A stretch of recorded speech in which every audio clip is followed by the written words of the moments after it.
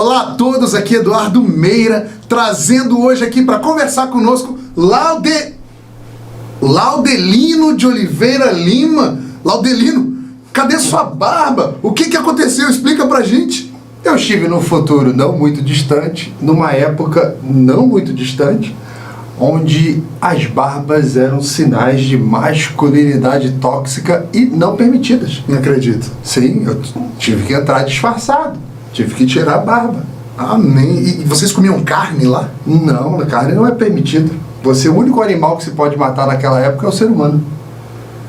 E sexo? Tem sexo? Tem sexo lá no futuro? Não, você tem um adesivo que você coloca nas mulheres e elas fecundam.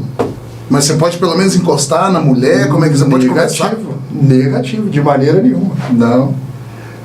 Esse não é o futuro que eu quero. Esse não é o futuro que você quer. Bom, estão vendo aí? É a nossa chance hoje de mudar isso. Como vocês estão sentados no sofá, eu vou responder em libras o que vai acontecer com o neto de vocês. Então vamos falar um pouco de história. Depois da vinheta.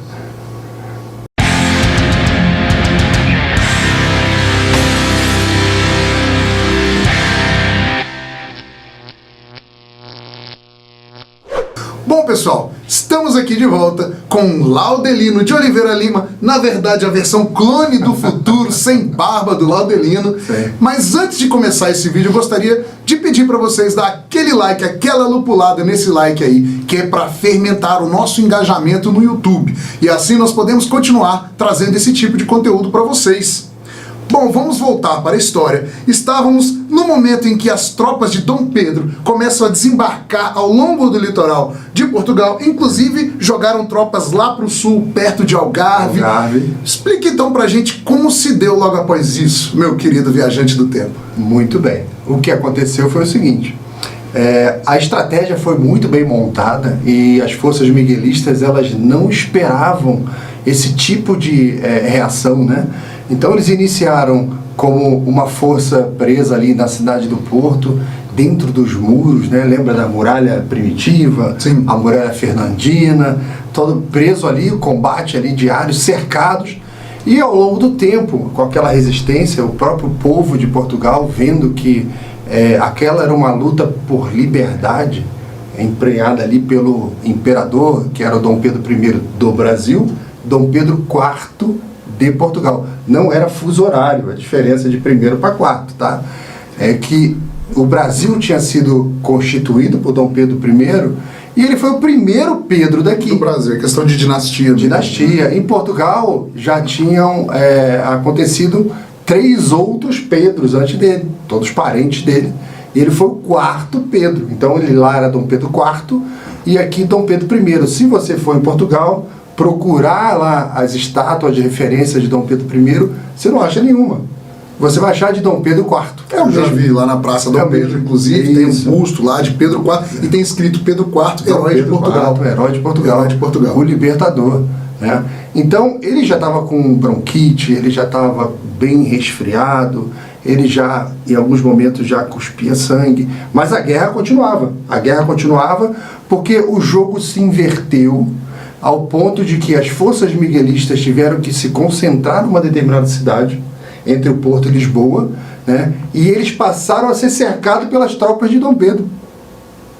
Então, a guerra inverteu completamente ao ponto que as forças de Dom Pedro tomaram Lisboa e as forças miguelistas ainda estavam naquela cidade lá, lutando o último combate, tentando resistir, mas as forças de Dom Pedro já estavam começando a reorganizar o país. Já se percebia na sociedade, acabou a vitória inevitável. Ao ponto que Dom Pedro I mandou buscar na França a filha e a esposa, Amélia, que estavam na França. Podem trazer. E eles desembarcaram, ele pegou um barco, ele estava doente, já estava com as forças já bastante exauridas. E ele embarcou, foi lá dentro do navio que estava trazendo a filha e a esposa para que os 3 pudessem desembarcar juntos, né?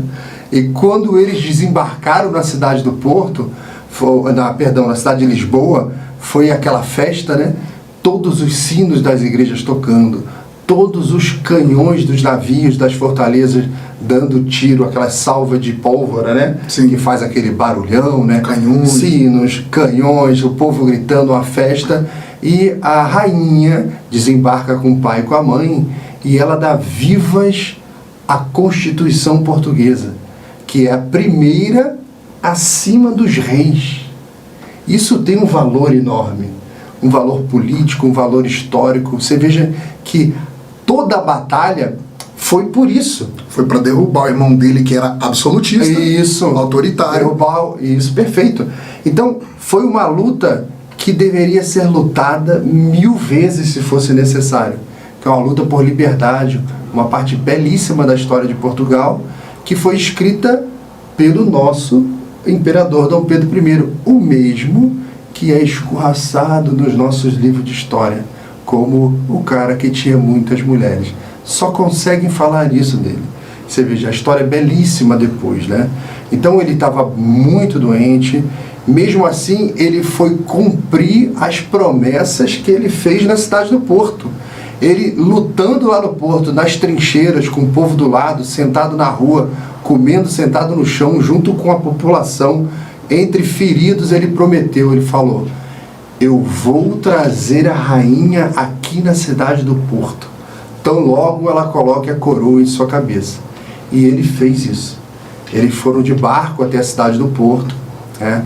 Ele foi lá e cumpriu a promessa dele, levou a rainha para que os súditos conhecessem a filha dele, aquela carioquinha lá de São Cristóvão, no Rio de Janeiro, né? Aquela rainha de Portugal. Agora, né, conheceu o seu povo, viu a cidade lá destruída, né? Todas aquelas marcas da batalha. E depois eles retornaram para Lisboa, porque tinha muita coisa para fazer na capital, né? Em 1834, o irmão dele definitivamente perdeu a guerra, tá? Se rendeu e foi exilado. Certo. Foi expulso de Portugal, exilado, né? Porque ele levantou armas contra Portugal. Contra a nação, né? Contra a nação. Vocês lembram disso que a gente comentou em vídeos anteriores sobre que é uma questão dinástica até hoje. Sim. Porque o Pio, que hoje é o chefe da Casa Real Portuguesa, é descendente de Miguel. E ele acredita que ele é o descendente Sim. dinástico É uma pessoa... dos Orleans e Bragança. Né? Sim, ele é uma pessoa de um coração maravilhoso, uma pessoa excelente. Mas se você for analisar assim, secamente, quem perdoou Miguel e permitiu que aquilo fosse banido, né? O banimento fosse encerrado, foi a República. Não foi a Casa de Bragança que havia expulso. Então, existe uma corrente que diz que esse perdão não tem validade. Porque é um perdão republicano e não um perdão imperial. Outro regime, não da Casa dos Bragança. Então, se voltasse a monarquia em Portugal, se vai voltar ou não, eu não posso dizer para vocês, nem do Brasil, nem de Portugal, não posso falar. Mas se voltar, vai ter uma discussão. E há risco de que o rei de Portugal venha da Casa Real Brasileira, que é a mais próxima de Dom Pedro. É a mais próxima, há o risco. Bom, continuando com a história. Então, Dom Pedro, quando saiu da cidade do Porto, que é conhecido como a Invicta, né? Não tem como invadir o Porto. Ninguém conseguiu até hoje. É invicta. Napoleão não conseguiu. Ninguém conseguiu. Então, a cidade invicta, que venceu todas as suas batalhas, né? Ele se despede dela, muito emocionado no barco, e ele fala ali para a esposa, para a filha, para as pessoas que estavam próximas, né? Eu estava ali próximo, eu pude ouvir ele falando isso, que ele estava se despedindo porque ele sabia no coração dele que ele nunca mais veria a Invicta. E o pessoal do barco falava: que isso, Pedro, você vai se melhorar, você é jovem, você vai se recuperar. E ele se Isso despediu. foi em 1834. 34, então ele estava ali com 36 anos. 36 anos de idade, novo, né? E retorna para a cidade do Porto, para a cidade de Lisboa, porque ele tinha muita coisa para fazer na cidade, porque embora a filha dele fosse a rainha, ele é uma espécie do regente, né? Não era oficial, mas era respeitado por todo mundo. Ele era o libertador, tá? E o pessoal confiava nele porque ele não tinha intenções absolutistas, não tinha intenções mais do que provado isso, tanto na Constituição brasileira, sim, na Constituição portuguesa e depois na Constituição. E ele estava lá naquela luta de sacrifício para que Portugal fosse liberto. Então existia essa relação de confiança muito grande entre a corte e esse novo Dom Pedro I que apareceu. Lembra que antes, a gente falou bastante, as cortes desprezavam ele. Queriam que ele voltasse para Portugal, dizia que era um garoto, menino, e diziam até que ele nem cargo teria, seria um príncipe jogado em alguma cidade lá, e ia desfazer tudo aqui no Brasil. Então esse conflito com as cortes foi muito ruim para Brasil e Portugal. Poderíamos ser um império até hoje. É isso que eu ia perguntar. No caso, se Dom Pedro tivesse perdido essa guerra contra o irmão dele, provavelmente... Isso é uma linha do tempo separada, né? Sim, essa é outra dimensão. Você viaja no tempo, mas não entre as dimensões. Já estive lá. Então, na outra dimensão também? Uma outra linha do tempo. Bom. Então o que aconteceria é o seguinte: se Miguel vencesse essa batalha, Portugal cairia durante muitos e muitos anos numa ditadura muito forte, tá? Ao ponto de que só seria salvo por outros países. Teria que ter uma invasão de Portugal para que ele fosse salvo. E sendo invadido por outros países, Portugal corria um sério risco de deixar de existir. Ser tipo esses países que a gente tem nos livros de história do passado, né? Bizâncio. Sim, isso é tipo o Império Austro-Húngaro. Países do passado. Agora, me diz, para o Brasil, você acha que não ia ter nenhuma implicação, não? O Império Brasileiro já estava formado, já estava formado, consolidado. Portugal forte. Não conseguiria mais nem influência e nem invadir o Brasil. Né? Mesmo nas duas linhas temporais que eu fui, o Brasil continuava forte até determinado ponto, quando a gente vai falar daqui a pouco, um pouco mais para frente, que após essa série nós vamos falar do filho de Dom Pedro I. Dom Pedro II. Dom Pedro II. Depois nós vamos falar da filha. Dona Isabel, claro. Dona Isabel, né? Depois a gente vai contar como que houve a mudança de regime. E depois a gente vai entrar por uma etapa muito relevante e pouco falada, que é a história de cada presidente. Sim, isso é muito bom. Tema de estudo meu e do Fernando Melo também. Nosso grande amigo Fernando Melo também estuda bastante esse tema, que é relevante para a gente. É um tema que some dos livros de história e explica muita coisa de hoje, muita coisa entendida a partir do conhecimento dessa história. Mas voltando, né? Dom Pedro I volta para Lisboa e começa a organizar como que vai ser esse início do reinado, porque até então a rainha, ela está como rainha um pouco pro forma, mas ainda não tinha acontecido a cerimônia de coroação, né, dela, ainda deveria acontecer e começar os despachos, né, efetivamente a começar a reinar no país, né. Então ele voltou, ajudou a coordenar isso, ele fez a leitura da primeira carta para a Corte Constituinte, que aconteceu logo a seguir, né? Então, ele, quando fez essa leitura da carta, para quem esteve lá, os relatos são de muita emoção do povo que via naquele garoto ali de 30 anos de idade, 36 anos de idade, que se sacrificou toda a fortuna pessoal dele naquela guerra. Saúde, salvou Portugal, mas ele estava ali lendo a carta inicial do evento com uma dificuldade tremenda, sabe? Tossindo. Então, para as pessoas daquela época, elas identificavam muito rapidamente os sinais de algumas doenças. Então, todo mundo via o relato é que você escutava a voz dele ecoando sozinho, no silêncio, uma tristeza muito grande, porque todo mundo estava vendo que ali estava o seu libertador e ele estava morrendo. Não tinha medicina para salvá-lo. Tá? Então ele tentou, ele foi a algumas instâncias ali termais, com um clima melhor, para ver se conseguia se recuperar. Não conseguiu.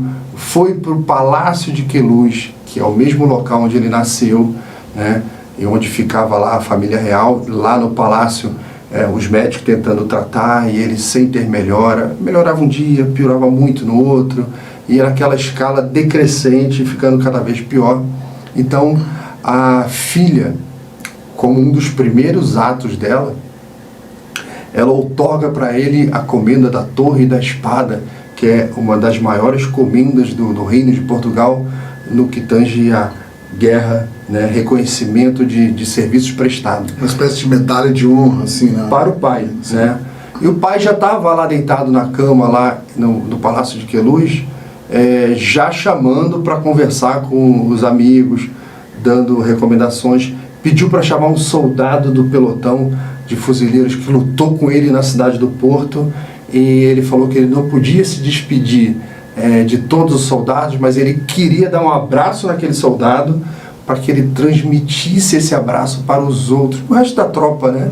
Ele transmitiu tuberculose também, uma, né? Tadinho. Existe uma litografia, um desenho a lápis, né, dessa cena do Dom Pedro abraçando o soldado. Ele teve muita dificuldade para ficar sentado, então ele já estava naquele ritmo ali de despedida, com a esposa do lado, Amélia, o tempo inteiro com ele. E acontece uma cena muito emocionante, que a filha concede para ele a ordem e ela mesmo leva no castelo. No castelo, não, lá no Palácio de Queluz. E a cena é ela correndo por Lisboa, lá pelo palácio, entra na carruagem, a carruagem vai correndo lá em direção ao Palácio de Queluz, chega em Queluz, ela desembarca e sai correndo aqueles longos corredores e salões até chegar lá no quarto Dom Quixote, que era o nome do quarto do pai. E quando ela entra, ele está nos braços de Amélia, morrendo. Os últimos suspiros. Os últimos suspiros no braço de Amélia, e ela não consegue entregar para ele a comenda com ele vivo. Putz, foi uma comenda então, post-mortem. A vida de Dom Pedro I não precisa nem de roteiro. A vida dele é um filme. Ele morre na mesma cama e no mesmo quarto em que ele nasceu. Isso não existe na história humana. Eu não conheço nenhuma outra história, nem no passado, nem no futuro, nem em lugar nenhum, de um cara que nasce naquela cama no Palácio de Queluz, sai dali, roda o mundo, liberta 2 países, faz 2 constituições, um monte de filho, fica viúvo, casa de novo, viaja, guerra, batalha, carruagem, capota, uma vida super intensa, né? Em apenas 36 anos. Em apenas 36 anos. Então, uma história riquíssima, uma história belíssima, uma história que é exemplar em vários pontos, mas a nossa historiografia moderna vai lá e pinça uma coisa e joga todo o resto no lixo. Tá? Então, é muito triste você, quer dizer, no meu caso, que pude acompanhar a história de perto, né, que estou agora aqui contando para vocês, é muito triste a gente olhar as novas gerações e elas estarem sendo ensinadas dessa maneira, porque o ser humano vive uma maldição, que é o seguinte: todo ser humano que nasce precisa aprender tudo de novo. A gente não consegue transmitir cultura pelo DNA. É o feitiço do tempo. Então você tem que aprender de novo, tem que aprender de novo. Então a boa referência que eu uso é o chamado caldeirão cultural. Existe em toda a sociedade aquele caldeirão, né? Lembra do caldeirão da bruxa? Sim. Um caldeirão com toda a cultura daquela sociedade. Então, o brasileiro, durante algumas décadas, se descuidou desse caldeirão, e o que foi colocado ali para as gerações beberem daquela cultura foi muita história errada, foi muita coisa errada. Então, o que nós estamos fazendo hoje? Eu faço, o Meira faz, o Fernando faz, o Rafael faz, um monte de gente fazendo aí, é mudar a composição desse caldeirão, porque a gente não consegue colocar essa comida na boca de cada um. Mas se a gente muda o caldeirão cultural, quando as pessoas forem beber daquela fonte, elas encontram informações boas. E você constrói boas pessoas com um bom conhecimento, que nada mais é do que a verdade que está disponível. A narrativa deles chama de revisionismo. E eles usam essa palavra como se fosse um termo pejorativo. Falar, estão fazendo revisionismo histórico. Quem fez revisionismo histórico foram eles. Eles mudaram a história. E eu acredito que existe 90% de má fé, 90% de má fé e talvez 10% de ignorância própria, de gente que foi realmente educada daquele jeito, transmitiu aquilo sem ter alguém como o Laudelino, que já esteve lá, ou como eu, que tenho esse canal para poder apresentar esse tipo de conteúdo para vocês, para poder ajudar as pessoas, para poder colocar isso na cabeça das pessoas, uma parte da história, na verdade toda uma história, porque nós vivemos da nossa história, nós vivemos das experiências, nós temos que aprender com os erros e conservar o que deu certo, o que dá certo. Sim. É assim que a vida deve funcionar, porque apagar o passado não tem valor nenhum para a sociedade, para a humanidade. Sim. Nós temos que viver tudo aquilo que nós já vivemos e simplesmente mudar o rumo de acordo com aquilo que nós aprendemos. Você só apaga a história quando você quer substituí-la por outra. Exatamente. E quando você substitui a história, que é o real, o que vem é mentira. Então, quando você substitui, você deforma. Aí é o que eles falam sobre, não, isso aqui é uma reinterpretação, isso aqui é história crítica. É tudo um nome muito interessante, muito bonito para mentira. Isso aqui é só fake news. Uma mentira, né? Ou é a mentira que é aquela verdade alterada, ou a escondida, que eles fazem bastante, que é o caso do nosso personagem hoje, Dom Pedro I, que, quer ver um fato interessante? Que poucas pessoas sabem. Dom Pedro I morreu, acabamos de relatar, mas ele tinha um último pedido. Ele pediu que o coração dele fosse deixado na cidade do Porto. E até hoje, você vai na igreja do Porto, me falhou o nome da igreja aqui agora, mas tem a igreja da Sé principal, logo à frente, mais próxima do Rio, tem uma outra igreja, que é a igreja que guarda o coração de Dom Pedro I, está lá. E se você acessar aí no Google, eu não vou colocar a imagem de um coração humano aqui, tá? Mas se você acessar no Google, consegue ver, coloca o coração de Dom Pedro, tá dentro de uma cápsula, assim, não é uma coisa realmente muito bonita de se ver. Nossa Senhora da Lapa, mas da Penha, acredito que se eu vou colocar na legenda aí pro pessoal também. E o corpo dele tá aqui no Brasil, né? Ó, a primeira vez que eu acertei o nosso Paladino. Quem segue o canal já conhece o Paladino aqui. Ó, Paladino, né? É o Anthony. Perfeito. É o nosso Paladino. O corpo dele está no Brasil. Está no monumento em São Paulo, no monumento do Ipiranga. Está o corpo dele, está o corpo de Amélia, também está lá. E da Leopoldina, em péssimas condições. Assim, recentemente houve um trabalho da Valdirene Ambiel, que resgatou, eles fizeram os exames. Exumações, tá feito. Fizeram exumação. Falamos sobre isso, né? Que puderam comprovar que a Leopoldina não morreu com agressão, isso aí, a lenda urbana que foi ficando. Então foi feito todo esse trabalho, mas você vai ver o entorno lá, o próprio portão de entrada da cripta está toda pichada, então há um maltrato muito grande, né? Com o que é o nosso patrimônio, que tem que ser guardado, tem que ser lembrado, tem que ser rememorado, não só do Ipiranga, mas eu volto a lembrar, nós falamos de Constituição, nós falamos da nossa bandeira que foi criada, nós falamos da fundação do Brasil, e isso tudo aconteceu num lugar chamado Palácio Imperial de São Cristóvão. Ali no Palácio Imperial é o altar da nossa pátria. Aquilo ali não é museu para botar aranha, formiga, essas coisas não. Ali é o local onde surgiu o Brasil. Esse é um tema que tem que ser sempre levantado, tá? É o local onde foi proclamado na reunião de Estado com Leopoldina, aconteceu ali, onde foi definido que o Brasil ia se separar de Portugal. Foi ali que Debré apresentou o projeto da nossa bandeira, nossa primeira bandeira. Foi ali que Leopoldina costurou a nossa primeira bandeira. Ali aconteceram reuniões para a nossa primeira Constituição. Olha quanta coisa extremamente relevante aconteceu num lugar que hoje, quer dizer, pegou fogo, né? Tacaram fogo no negócio. Que hoje explica para os nossos seguidores o que era hoje e o que aconteceu, porque muita gente não conhece o Rio. Pois é, o Palácio Imperial ali em São Cristóvão era um museu, se transformou num museu fantástico, o acervo era maravilhoso, tá? Mas vamos compreender e separar as coisas, né? Esse museu pode estar em qualquer lugar. A minha recomendação sempre foi, leve para a Baixada, para a Zona Oeste do Rio, que é uma área de densidade populacional muito grande e que é muito carente de cultura. Leva para lá, vai ser um mega sucesso, né? Porque ali é o altar da pátria, ali é uma outra coisa, tá? que é muito relevante para a gente, porque ali é o local onde nasceu o Brasil. A gente não tem essa coisa do saudosismo de falar, eu nasci naquele hospital, eu nasci naquela clínica, e você aponta com orgulho, né?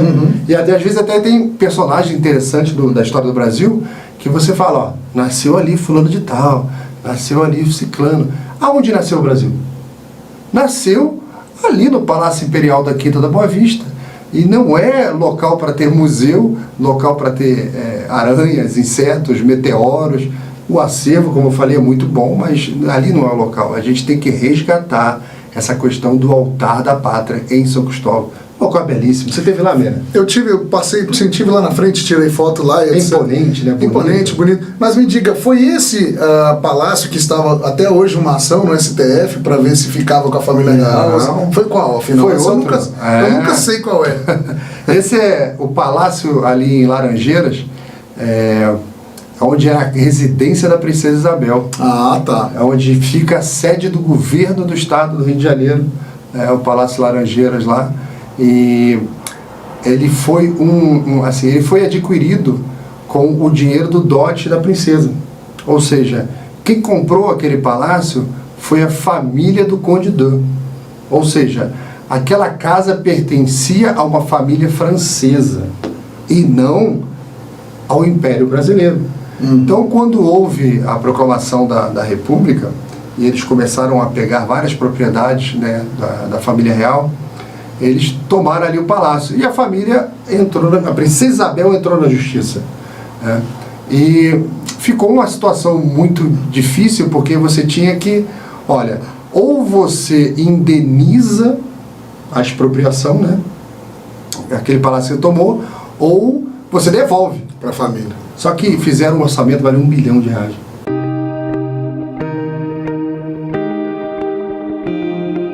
Adelino, ainda bem que eu tenho você aqui para me explicar essas coisas. Né? E eu acho que o nosso próximo assunto, então, será José Bonifácio. Confere? José Bonifácio tem que fazer um capítulo.